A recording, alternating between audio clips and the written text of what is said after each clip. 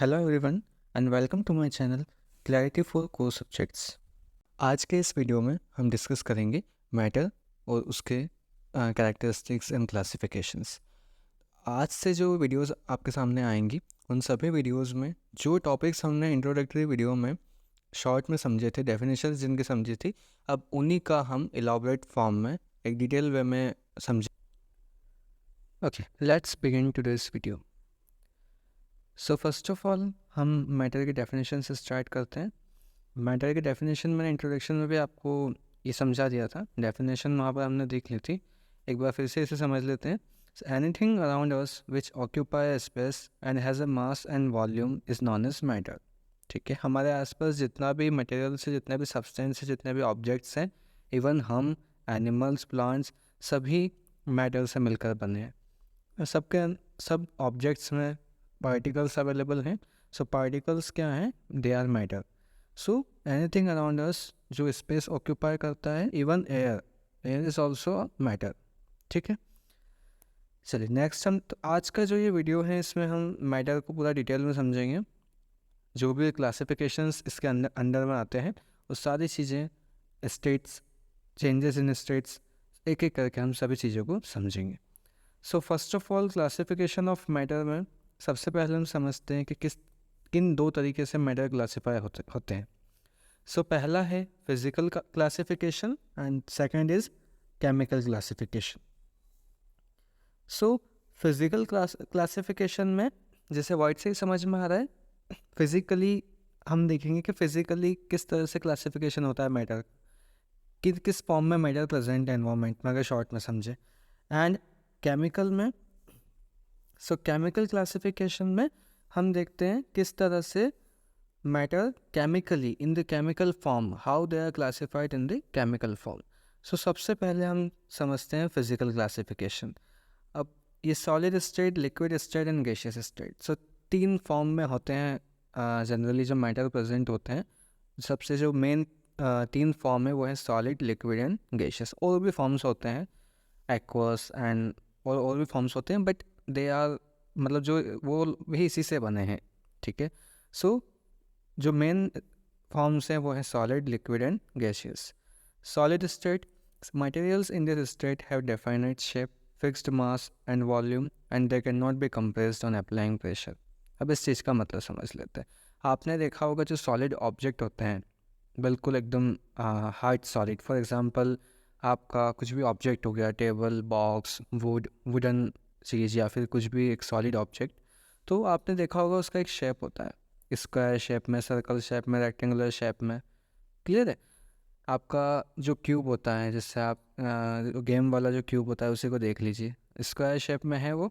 ठीक है, सो उसका एक डेफिनेट शेप है, फिक्स्ड मास है, ऑब्वियसली उसका कोई वेट होगा, मास होगा, और अगर लिक्विड है तो वॉल्यूम होगा ना। और and they can not be compressed on applying pressure. आप उस पर प्रेशर लगाइए, उस पर फोर्स लगाइए, वो उस शेप चेंज नहीं होगा अगर वो मतलब पक्का सॉलिड है। ठीक है, सो सॉलिड की क्या सॉलिड का क्या स्पेसिफिकेशन है कि शेप डिफाइन होता है, मास और वॉल्यूम फिक्स्ड होता है, and they can not be compressed on applying force. अब इसमें और भी एक्सेप्शंस होते हैं, कुछ फोर्स अप्लाई करने पे ब्रेक हो जाते हैं, जैसे फॉर एग्जांपल रबड़, वो ब्रेक हो जाता है ज़्यादा फोर्स लगाएंगे तो, और उसका शेप भी चेंज होता है, बट वापस वो रीगेन कर लेता है। क्लियर है? Example wooden box, bricks, glass etcetera. Next है liquid state. So materials in this state do not have fixed shape but have fixed volume. ठीक है, लिक्विड स्टेट, पानी को आप ज़मीन पर डालिए, उसका कोई फिक्स शेप नहीं होगा, मूवमेंट होती रहेगी और एक जगह जाकर वो रुक जाएगा। क्लियर? और वॉल्यूम फिक्स होता है, बिल्कुल होता है। 1 लीटर का बॉटल लेते हैं, 10 लीटर, फिक्स वॉल्यूम होता है कैन में। अब ये वॉल्यूम कैसे डिसाइड होता है? जिस भी कंटेनर में आप उसको डाल रहे हैं, फॉर एग्जांपल एक बॉटल आपने ली है 1 लीटर की, तो 1 लीटर उस बॉटल का वॉल्यूम है, तो उस जो लिक्विड उसमें गया है उसका वॉल्यूम भी 1 लीटर हो गया। क्लियर है? Now they are not hard and rigid. Solid rigid and hard होता है। अब रिजिड वर्ड का मतलब ये होता है, rigid means they can not change their shape easily. ठीक है, रिजिड मतलब they can not change their shape easily. तो लिक्विड ये तो रिजिड है नहीं क्योंकि इसका कोई फिक्स शेप है नहीं। एग्जाम्पल में water, oil, milk etcetera. Next हम देखते हैं gaseous state. So materials in this state do not have their either definite shape और definite volume. Gaseous state, gases move होती हैं, ठीक है, तो उनका कोई शेप तो है नहीं. पहली बात, लिक्विड की तरह उनका भी कोई शेप नहीं है. पार्टिकल्स थॉरली फ्रीली मूव करते हैं एनवायरनमेंट में, और कोई डिफाइनाइट वॉल्यूम भी नहीं है. सो डिफाइनाइट वॉल्यूम नहीं होने का यही मतलब है, डिफाइनाइट शेप और फिक्स्ड वॉल्यूम नहीं होने का यही मतलब है. जैसा कि हमने सॉलिड में देखा था, एक बॉक्स टाइप स्ट्रक्चर है, तो उसका एक शेप है, स्क्वायर है, रेक्टेंगल. अब गैस है, गैसेस पूरी एयर जैसे हमारे ऑक्सीजन प्रेजेंट है, नाइट्रोजन प्रेजेंट है, several types of gases present है, उनका कोई शेप नहीं है ना, हम डिफाइन नहीं कर सकते उसका शेप. और वॉल्यूम की बात अगर अपन करें तो वॉल्यूम का इसमें ऐसा रहता है कि अगर कंटेनर में एक हम कैलकुलेट कर रहे हैं गैस कितना वॉल्यूम है, वॉल्यूम ऑफ गैस होता ज़रूर है, बट वो भी कोई फिक्स नहीं रहता है. क्यों? क्योंकि गैसेस कंप्रेस हो जाती है, ठीक है. जैसे आप, ये हम आगे भी डिस्कस करेंगे किस तरह से CNG गैस देखा होगा आपने सिलेंडर में. हमारे घर में जो कुकिंग, किचन में कुकिंग के पर्पज से यूज़ होती है LPG, ये सारी कंप्रेस्ड गैसेस होती हैं. तो इनका ऑब्वियसली वेट लिया जाता है, बट वो वेट के टर्म्स में, in terms of, in relation with cylinder. अगर आप देखेंगे तो उस पर नेट वेट और ग्रॉस वेट होता है, अगर कभी आपने देखा हो सिलेंडर पे. सो वेट के टर्म्स पर उसको हम मेजर करते हैं. तो यहाँ पर हम इस तरह से कह सकते हैं कि gases also do not possess fixed volume. Example air, nitrogen, ammonia etcetera. Next हम देखते हैं केमिकल. इसके पहले एक और चीज़ समझ लेते हैं यहाँ पर. अब solid state, liquid state and gaseous state, इसमें सबसे ज़्यादा फोर्स ऑफ अट्रैक्शन होता है सॉलिड स्टेट में. और फोर्स ऑफ अट्रैक्शन का मतलब मैं आगे आपको समझाऊंगा जब कैरेक्टरिस्टिक्स हम समझेंगे.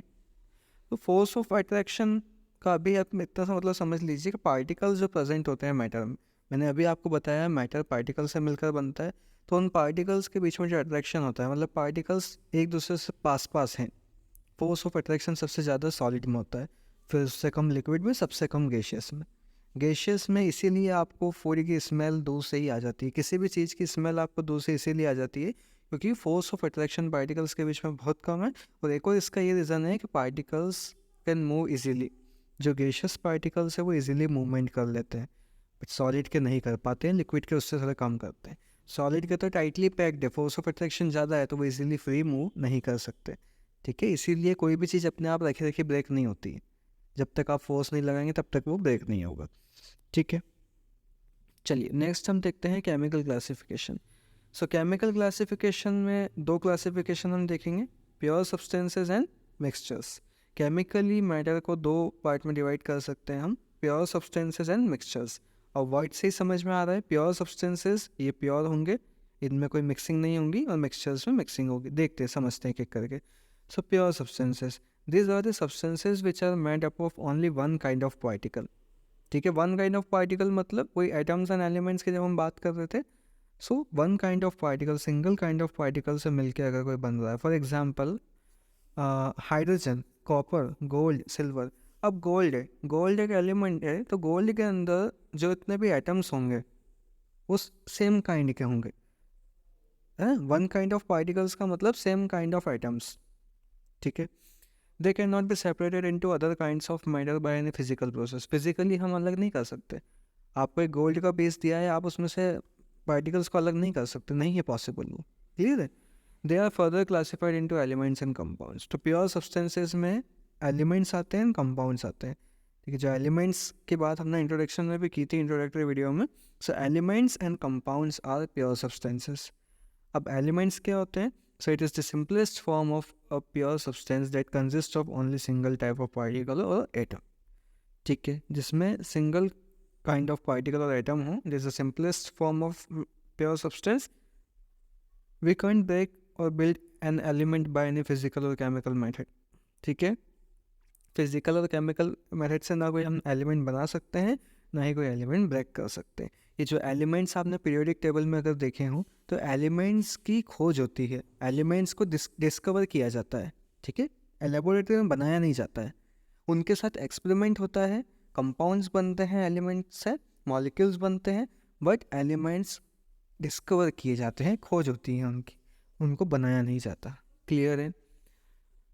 पीरियोडिक टेबल अगर आपने देखी हो तो मेटल, नॉन मेटल, मेटलॉइड्स, तीन में एलिमेंट्स को डिस्ट्रीब्यूट किया गया है. इस पर भी एक डिटेल वीडियो आएगा जिसमें मैं नॉन मेटल और मेटल, इन सब के बारे में बताऊंगा। Example gold, copper, silver, hydrogen हमने देख लिए।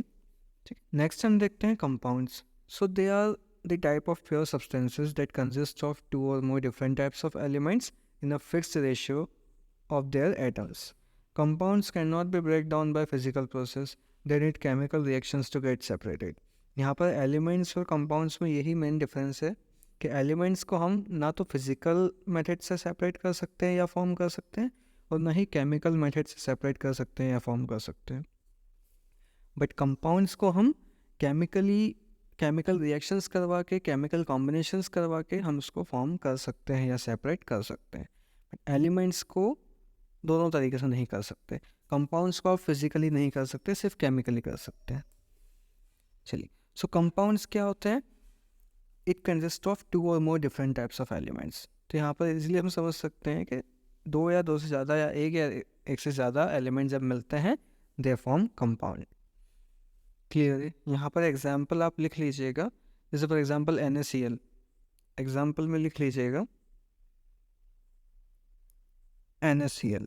NaCl सोडियम और क्लोरीन से मिलकर बना। 2 एलिमेंट है यहाँ पर, sodium and chlorine, they both form compound.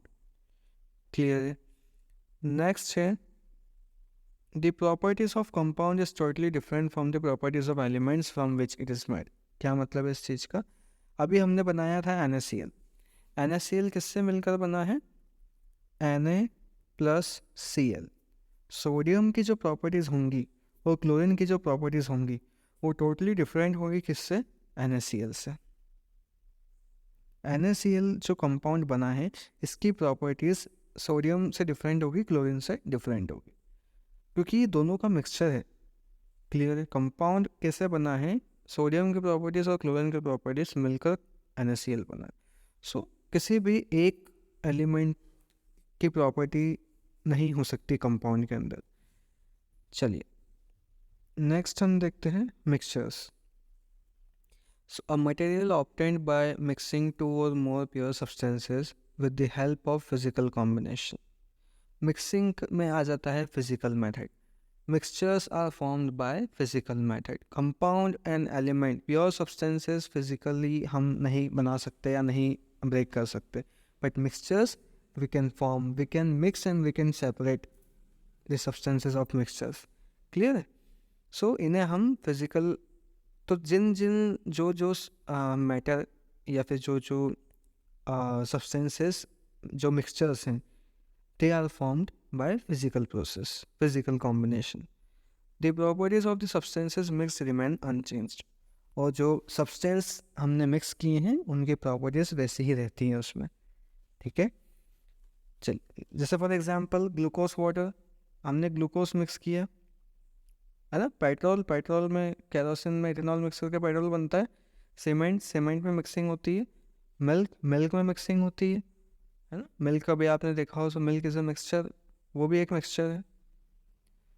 अब मिक्सचर के टाइप्स देख लेते हैं। So first of all homogeneous mixture, then heterogeneous mixture. So homogeneous mixture, a mixture in which substances are mixed thoroughly. Entire mixture looks similar and there is no visible boundaries of separation between substances. क्या मतलब है इसका? 2 substances को हमने मिलाया, mix किया, सो पूरा घुल गया, thoroughly मिक्स हो गया। फॉर एग्जाम्पल ग्लूकोज या फिर सॉल्ट वाटर, आप मिक्स कीजिए, पानी में नमक मिलाइए, पानी में ग्लूकोज मिलाइए, पूरा घुल जाएगा। उसमें पार्टिकल्स आपको मतलब सेपरेशन नहीं दिखेगा। ऐसा आप पता नहीं लगा सकते कि कौन से वाटर के पार्टिकल्स और कौन से ग्लूकोज के पार्टिकल्स है। दे मिक्स थॉरली। तो ये होते हैं होमोजेनियस मिक्सचर। क्लियर है? एंड बाउंड्रीज ऑफ सेपरेशन का मतलब मैंने आपको बता ही दिया कि आप उनको सेपरेट देख नहीं सकते विजिबली, अपना नेकेड आई से आप उसको विजिबल नहीं कर सकते। नेक्स्ट है heterogeneous, a mixture in which substances are not mixed thoroughly, there is a visible line of separation between substances. 2 substances को आप इजीली देख सकते हैं, इजीली सेपरेटली देख सकते हैं, मिक्स थॉरली नहीं होते हैं वो, they are heterogeneous substances. For example mixture of sand and iron filings, iron filings और सैंड को आपने पानी में मिलाया, इजीली आप अलग अलग देख सकते हैं। सैंड नीचे डिजॉल्व हो जाएगा, आयरन फिलिंग्स ऊपर रहेंगे, इजीली आप दोनों को सेपरेटली देख सकते हैं। Mixture of oil and water, पानी में आप ऑयल डालिए, ऑयल ऊपर रह जाएगा, ऑयल की डेंसिटी वाटर से कम होती है, तो ऑयल ऊपर रह जाएगा, पानी नीचे रहेगा। आप इजीली सेपरेट कर सकते हैं दोनों का। चलिए नेक्स्ट हम देखते हैं concept of change in state. अब जो 3 टाइप के स्टेट्स हमने देखे हैं, उसमें एक इम्पॉर्टेंट चीज़ होती है, जब भी हम उसमें कोई एटमॉस्फेरिक प्रेशर अप्लाई करते हैं या टेम्परेचर इंक्रीज या डिक्रीज करते हैं, हीट अप्लाई करते हैं, so we will get changes. और वो चेंजेस जो हमें मिलते हैं वो किस वजह से मिलते हैं, क्या उसके पीछे का लॉजिक है, क्या कॉन्सेप्ट है, वो 3 इम्पॉर्टेंट चीज़ अब इसमें हम समझेंगे। ये 3 चीज़ जो हैं, ये जो पॉइंट्स हैं, ये आपको कई बार देखने को मिलते हैं, आपने कई बार सुने, बट बहुत से बच्चों को इसमें कन्फ्यूजन हमेशा रहता है कि ये होता क्या है। Melting point, boiling point and freezing point. कई बार सुनते हैं हम, melting point of this substance is this, freezing point of this substance is this, boiling point of this is this. ठीक है, इनका आपको मतलब समझ में आना चाहिए कि होता क्या है melting point, boiling point, freezing point. Simple है, it is just a temperature. ठीक है, melting point, the constant temperature at which a solid becomes liquid upon absorbing heat. एक सॉलिड को हमने हीट किया, जिस पॉइंट पर, जिस टेम्परेचर पर हम हीट करते गए, हीट करते गए, हीट करते गए, एक टेम्परेचर, एक पॉइंट ऐसा आएगा कि जब वो सॉलिड लिक्विड में कन्वर्ट होना शुरू हो जाएगा। क्लियर है, वो कहलाता है मेल्टिंग पॉइंट। ऑब्वियसली अब एटमॉस्फेरिक प्रेशर मतलब नॉर्मल नॉर्मल जो एटमॉस्फेयर में प्रेशर है, अलग से कोई अप्लाई प्रेशर नहीं करना है। क्लियर है। सो ऑन चेंजिंग टेम्परेचर एक पॉइंट आएगा, एक ऐसा टेम्परेचर आएगा जब सॉलिड लिक्विड में कन्वर्ट होना शुरू हो जाएगा, वो पॉइंट कहलाता है, वो टेम्परेचर कहलाता है मेल्टिंग पॉइंट। क्लियर है। नेक्स्ट बॉइलिंग पॉइंट, सेम वही चीज़ कि ऐसा टेम्परेचर, वो पॉइंट, वो पर्टिकुलर टेम्परेचर जब लिक्विड कन्वर्ट होना शुरू हो जाए वेपर्स में। ध्यान रखिएगा, मेल्टिंग पॉइंट में सॉलिड मेल्ट होता है, लिक्विड बनता है, और बॉइलिंग में क्या होता है, लिक्विड बॉयल होकर वेपर्स बनता है। सो ऐसा टेम्परेचर, सॉरी, ऐसा पॉइंट जब लिक्विड वेपर्स में कन्वर्ट होना शुरू हो जाए, that is known as boiling point. यहाँ पर एग्जांपल्स भी देख लीजिएगा। मेल्टिंग पॉइंट ऑफ आइस दिया हुआ है 0 डिग्री सेल्सियस। 0 डिग्री सेल्सियस पर आइस मेल्ट होना शुरू हो जाता है। ठीक है, NaCl 800 डिग्री सेल्सियस, NaCl को 800 डिग्री सेल्सियस लगता है मेल्ट होने में। बॉइलिंग पॉइंट ऑफ किसका दिया है, वाटर का दिया है 100 डिग्री सेल्सियस। 100 डिग्री सेल्सियस पर वाटर बॉयल होना शुरू हो जाता है। नेक्स्ट है फ्रीजिंग पॉइंट। फ्रीजिंग पॉइंट में भी वही चीज़ है, temperature at which liquid becomes solid. ये मेल्टिंग पॉइंट का ऑपोजिट है, यहाँ पर लिक्विड सॉलिड में कन्वर्ट होता है। For example water to ice. So 0 degree Celsius इसका freezing point of water is 0 degree Celsius. चलिए नेक्स्ट हम देखते हैं interconversion of states of matter. So first of all, अब ये प्रोसेस है, this is the name of process कि states of matter एक दूसरे में कन्वर्ट होते हैं ना, solid to liquid, liquid to gas, liquid to solid, gas to liquid, उन सब के प्रोसेस का नाम है। सो आपको जस्ट इतना याद रखना है कि process of changing of from solid to liquid, जब सॉलिड से लिक्विड में चेंज होता है कोई भी मैटर या सब्सटेंस, उस प्रोसेस को कहते हैं fusion. Fusion is the process of changing from solid to liquid. Solidification, liquid to solid, ऐसे ऑपोजिट करके इंटररिलेट आप कर सकते हैं। Fusion solid to liquid, solidification liquid to solid. ठीक है, कोई भी सब्सटेंस जब सॉलिड से लिक्विड में चेंज होता है, इस प्रोसेस का नाम है फ्यूजन। लिक्विड से सॉलिड में होता है solidification. Vaporisation, liquid to gas, कोई भी लिक्विड जब गैस में कन्वर्ट होता है उसको बोलते हैं हम वेपराइजेशन। इवापोरेशन जो प्रोसेस होती है वो भी इसी से होती है, इवापोरेशन। नेक्स्ट है कंडेंसेशन। कंडेंसेशन में गैस टू लिक्विड, ठीक है, जब भी गैस लिक्विड में कन्वर्ट हो, that is known as condensation. Then sublimation, changing of the state from solid to gas. अब सब्लिमेशन और डिपोजिशन में ये होता है, सब्लिमेशन में सॉलिड से डायरेक्टली गैस में कन्वर्ट होता है without changing into liquid, it is known as sublimation. Deposition में इसका just opposite, gas to solid without changing into liquid. ठीक है, लिक्विड में चेंज नहीं होता है, डायरेक्टली गैस टू सॉलिड हो जाता है। चलिए नेक्स्ट हम देखते हैं characteristics of particles of matter. अब मैटर की बेसिकली 3 इंपॉर्टेंट कैरेक्टरिस्टिक्स हैं जो आपको ध्यान में रखना है। फर्स्ट है particles of matter have space between them. ठीक है, पार्टिकल्स के बीच में स्पेस होता है, तभी हम उसको, जैसे हम सॉलिड, लिक्विड और गैसेस जब देख रहे थे तो हमने डिस्कस किया था किस तरह से पार्टिकल्स का इजीली मूवमेंट हो पाता है ना, उनके बीच में स्पेस है, इसीलिए हम 3 स्टेट हमें मिल पाई हैं। ठीक है, सो पार्टिकल्स जिस तरह से सब्सटेंसेस बनते हैं, जिस तरह से मैटर फॉर्म होता है, अलग अलग टाइप के सब्सटेंसेस अवेलेबल है ना हमारे पास, अलग अलग टाइप के ऑब्जेक्ट्स अवेलेबल है, अलग अलग मटेरियल्स के ऑब्जेक्ट्स अवेलेबल है। ये कैसे बनते हैं? Through elements. और एलिमेंट्स जैसे मेटल्स, नॉन मेटल्स और मेटलाइट्स इनमें क्लासीफाई हो रखे हैं। क्लियर है? So they have space between them. ठीक है, next, particles of matter attract each other. अब जो फोर्स ऑफ अट्रैक्शन होता है, ये अट्रैक्शन किस वजह से होता है? फोर्स ऑफ अट्रैक्शन की वजह से। इसी से सॉलिड, जैसे सॉलिड में पार्टिकल्स के बीच में जो फोर्स ऑफ अट्रैक्शन है वो सबसे ज़्यादा है, उनके बीच में गैप कम है। क्लियर है? अगर फोर्स ऑफ अट्रैक्शन ज़्यादा है तो उनके बीच में गैप कम है, वो टाइटली पैक्ड है। ठीक है, so particles of matter attract each other, they have a electrostatic force of attraction between them. Clear है? Next, particles of matter are continuously moving.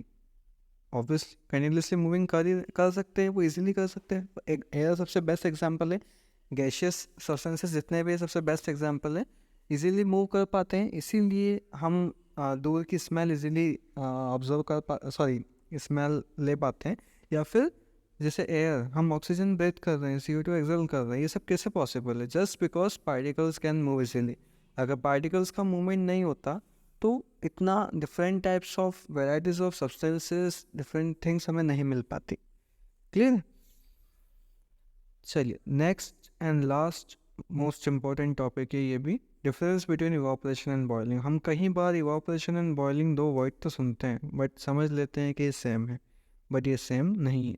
Evaporation and boiling both are different things, होते liquid में ही है, आप इसको ध्यान से समझिएगा। वेपराइजेशन होता है, vaporisation is the changing of phase from liquid to vapours. Process होती है जिसका नाम है वेपराइजेशन। वेपराइजेशन में वेपर्स बनती हैं, लिक्विड बॉयल होता है, वेपर्स का फॉर्म होता है। ठीक है, सो वेपराइजेशन है मेन जो प्रोसेस है, उसका नाम है वेपराइजेशन, जिसमें लिक्विड के पार्टिकल्स वेपर्स में कन्वर्ट होते हैं। There are 2 types of vaporization, evaporation and boiling. और in this evaporation and boiling are types of vaporization. Evaporation और बॉइलिंग में डिफरेंस अब समझते हैं। Evaporation is a surface phenomena, that is it take place from the surface of any liquid. Evaporation surface से होता है। ठीक है, जब हम किसी चीज़ को नीचे से कोई यूटेंसिल लेते हैं, फॉर एग्जांपल एक बर्तन लिया, उसमें हमने पानी रखा है, हमने उसको बॉईल किया। सो इन बॉइलिंग में क्या होता है? बॉइलिंग पूरे लिक्विड को बॉईल करती है, नीचे से हीट जाती है, नीचे से हीट जाती है। सरफेस जो बेस होता है हमारे यूटेंसिल का, बर्तन का, वहाँ से हीट जा रही है, वहाँ से हम हीट दे रहे हैं, तो पूरे लिक्विड में हीट घूम रही है, पूरे लिक्विड में हीट ट्रेवल हो रही है, पूरे लिक्विड को वो गर्म कर रहा है, तो वो हीट, टेम्परेचर इंक्रीज हो रहा है, वो बॉयल हो रहा है, तो that is known as boiling. But evaporation is a surface phenomena, ऊपर सरफेस से जो वेपर्स बन रही हैं, that is known as evaporation. तो एक तरह से हम कह सकते हैं कि पहले बॉइलिंग होता है, वाटर बॉयल होता है, देन वेपराइज होता है, तो बॉइलिंग देन इवापोरेशन। क्लियर है? So boiling is a bulk phenomena, boiling पूरे पानी में होता है, इवापोरेशन सरफेस से होता है। डिफरेंस आपको क्लियर हो गया होगा, और इसमें डिफरेंस हम देख लेते हैं। या process of evaporation is slower then boiling. Obviously boiling fast होता है, बॉइलिंग पहले होता है, तो बॉइलिंग फास्टर प्रोसेस है, इवापोरेशन स्लो प्रोसेस है। इसको आप सिंपली ऐसे समझ सकते हैं, फूड हमने या फिर कोई भी लिक्विड हमने बॉईल कर दिया, बॉईल करने के बाद आप देखते हैं उसमें से धुआं निकलता है, तो वो धीरे धीरे, अब आपने उसको गैस से उतार दिया, हीट देना बंद कर दिया, फिर भी धुआं निकलता है, it is process of vaporisation. Clear है? आपने कई बार देखा होगा, आपके घर पे मम्मी ने आपको बताया होगा कि जब हम किसी वास्ट बर्तन में, मतलब जिसका सरफेस ज़्यादा हो, किसी चौड़े बर्तन में अगर किसी चीज़ को रखते हैं तो वो जल्दी ठंडी होती है। क्यों? क्योंकि वहाँ पर सरफेस एरिया इंक्रीज कर दिया, इवापोरेशन के लिए सरफेस एरिया इंक्रीज हो गया, इवापोरेशन जल्दी होगा, सो उसकी हीट जल्दी वेपर होगी, मतलब वेपराइज में कन्वर्ट होगी और ऊपर जाएंगी। क्लियर है? So boiling is a faster process and evaporation is a slower process. Next हम देखते हैं evaporation takes place at all temperature. आपने हीट करना बंद कर दिया फिर भी इवापोरेशन कंटिन्यू है। आपने टेम्परेचर इंक्रीज करना बंद कर दिया, हीट देना बंद कर दिया, फिर भी इवापोरेशन कंटिन्यू है। तब तक कंटिन्यू रहेगा तब तक लिक्विड या फिर जो भी आपका फूड है, सॉलिड जो भी है, वो पूरा वेपर्स में कन्वर्ट नहीं हो जाता। सारी वेपर्स जब तक नहीं निकल जाती तब तक इवापोरेशन चलता रहेगा। क्लियर है? बट बॉइलिंग तब तक ही रहेगी जब तक आप उसको हीट दे रहे हैं। क्लियर है? जहाँ से बॉइलिंग पॉइंट जो उसका होता है that is a particular temperature, जो अभी हमने डिस्कस किया था बॉइलिंग पॉइंट, जब वो वेपर में कन्वर्ट करना शुरू हो जाएगा, बॉइलिंग पूरी हो जाएगी या हीट देना बंद कर देंगे, सो बॉइलिंग भी रुक जाएगी। ओके, सो ये था इवापोरेशन एंड बॉइलिंग के बीच में डिफरेंस। आई होप आपको ये भी क्लियर हुआ होगा। आज के इस क्लास में हमने बहुत ही इम्पोर्टेंट चीज़ें समझी रिगार्डिंग मैटर। ये केमिस्ट्री का एक बहुत इम्पोर्टेंट टॉपिक है। इसमें हमने क्लासिफिकेशंस देखे, इसके अलावा हमने कॉन्सेप्ट समझा चेंज इन स्टेट का, दैन इंटर कन्वर्शन देखा, दैन पार्टिकल्स ऑफ मैटर के कैरेक्टरिस्टिक्स देखे, एंड एट द एंड हमने इवापोरेशन और बॉइलिंग के बीच में डिफरेंस देखा। आई होप आपको आज के वीडियो से बहुत कुछ सीखने को मिला होगा।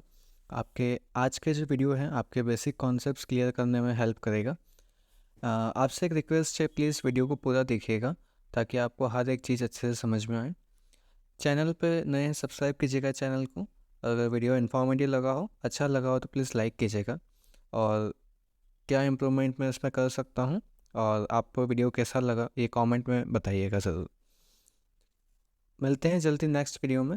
आज के लिए इतना ही, तब तक के लिए बाय।